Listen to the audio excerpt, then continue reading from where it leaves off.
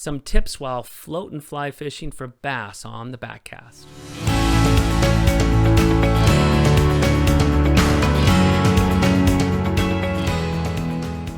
One of the things I learned from Ryan Williams, who is the owner of North Valley Fly Fishing, was how to do some different corrections, adjustments, and some of the techniques for casting and just a lot of the tactics for bass, fly fishing for bass on a lake off of a bass boat, and using his float and fly method.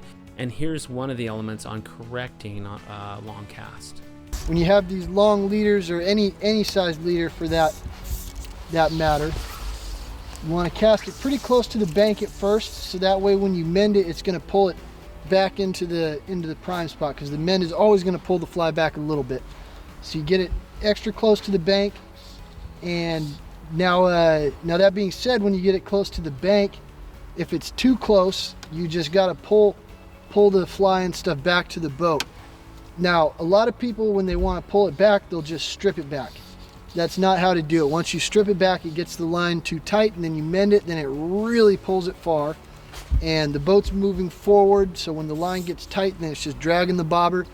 You really want to avoid getting that line really tight. So when you move it from the bank, you're not just stripping it in. This is what you do. I just cast too close. I'm just going to lift the rod up and drag it back and drop it down. Then I have some slack.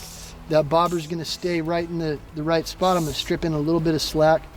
But that's how to correct your cast when you cast too far, is you lift your rod up to the sky and then you drop your line.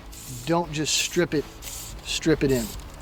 That was just a small part of a ton of information that I learned from Ryan Williams, who's the owner of North Valley Fly Fishing.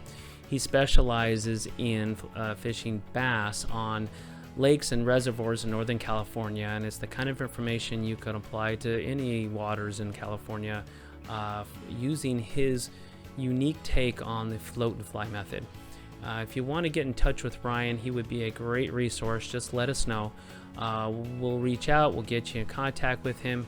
He'd be somebody that can really teach you a lot about that whole technique, reading water, and the whole strategy for fly fishing for bass on a lake or a reservoir. Let us know, we'll put you in touch. You can just call, text, or email us, and we'll reach out to Ryan and get you connected, and we'll see you right here next time on the Backcast.